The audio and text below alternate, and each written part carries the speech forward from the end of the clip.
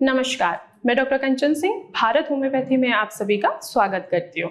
और आज के इस वीडियो में मैं आप सभी से बात करने वाली हूँ कुछ योगासन के बारे में, स्पेशली स्किन पेशेंट, यानी कि जो भी पेशेंट विटिलिगो से यानी सफेद दाग से सफर कर रहे हैं उनके लिए आज मैं योगासन लेकर आई हूँ।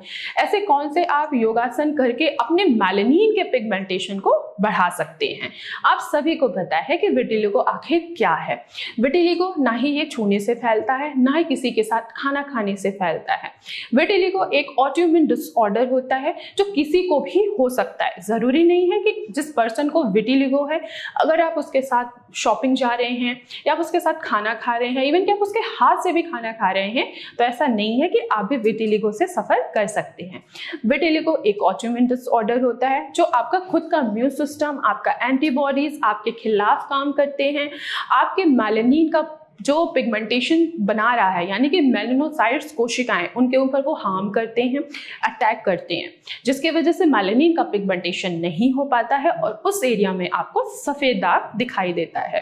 अब मैं बार बार मेलानिन का नाम ले रही हूँ, तो मेलानिन क्या है? मेलानिन एक पिगमेंटेशन है जो हमारे स्किन को कलर देता है।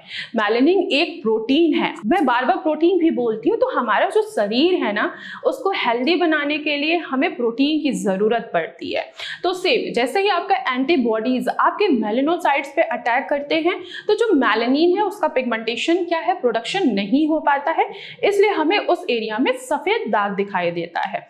अब जाहिर सी बात है, विटिलिगो है, आखिर एंटीबॉडीज जो है वो हाइपर एक्टिव क्यों हो रहे हैं? इसका मेन कारण क्या है? इसका मेन कारण है स्ट्रेस अगर आप जितना लेंगे, आपका जो विटिलिगो है वो क्योर होने के बजाय और भी ज्यादा बढ़ता चला जाता है। तो आज मैं कुछ ऐसे योगासन के बारे में बताने जा रही हूँ जिनका आप अभ्यास करके अपने विटिलिगो को क्योर कर सकते हैं। तो पहला योगासन है सूर्य नमस्कार।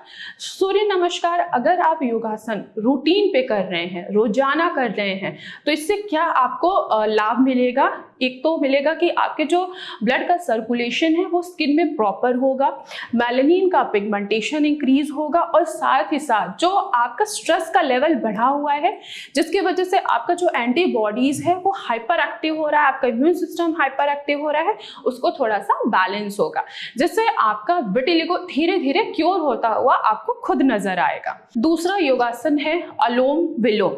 अलोम विलोम का अगर आप रोजाना अभ्यास करते हैं तो इससे भी आपके जो ब्लड सर्कुलेशन है वो प्रॉपर होगा, मेलानिन का प्रोडक्शन होगा, और जो आपका स्ट्रेस का लेवल बढ़ा हुआ है वो भी कम करने में अलोम विलोम का अहम योगदान होता है। तो अगर आप अलोम विलोम करते हैं तो इससे आप अपने विटिलिगो से निजात पा सकते हैं। अगला योगासन है कपालभाति।